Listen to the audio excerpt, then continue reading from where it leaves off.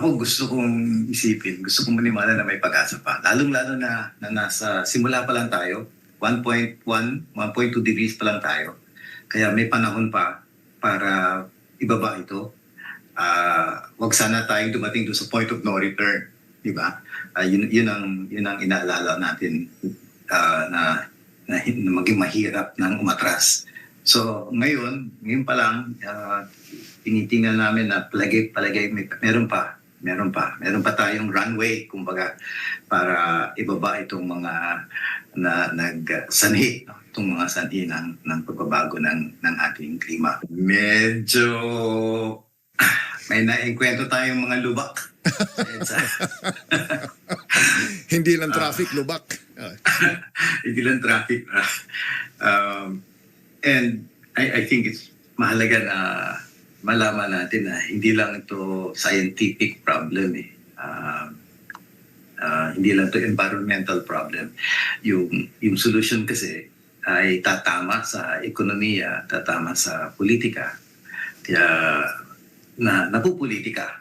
No? Kahit sabihin ng mga tao na, uy, ito na yung ebidensya, oh. There are other mga pwersa eh. Sa maraming mga motivasyon. Kaya sa kasalukuyan, alam naman natin, halimbawa sa Amerika, hindi matunog ang climate change. Isa sila sa mga pinakamalakas na pagbuga.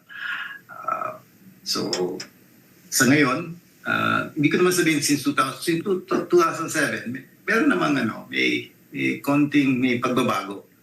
Nung 2015 nga, the world came together and said, dapat meron tayong target, no? 1.5 sana. Kung pwede, 2 pa nga. Sige, kung magtatawaran pa, 2 degrees. Pero yun nga, ngayon pa lang, may lubak na. At dahil nga sa politika at sa ekonomiya. Pero hindi ako nawalan ng pag-asa. Kasi we've been there before. Even before 2007. Pabago-bago yan eh. Weather nga yan. Sabi nga nila, depende sa pinuno. At ang mahalaga lang ay yung taong bayan. May mga tao na kahit sa ating mga kabataan eh. Naalala niyo ba si Greta Thunberg? Isang teenager. Yun, medyo namulatan siya eh. Di ba? Nagalit. Sana nga, hindi tayo mawalan ng loob. Kasi nga, kailangan natin ng mga ganun ng mga boses para matakuhan yung mga namumuno. Palagay ko naman, sa Amerika o saan pa man, depende rin yan sa eleksyon. Kaya mahalaga sa advokasiyang ito na piliin natin yung mga tamang pinuno. Kasi their decisions really make a big difference.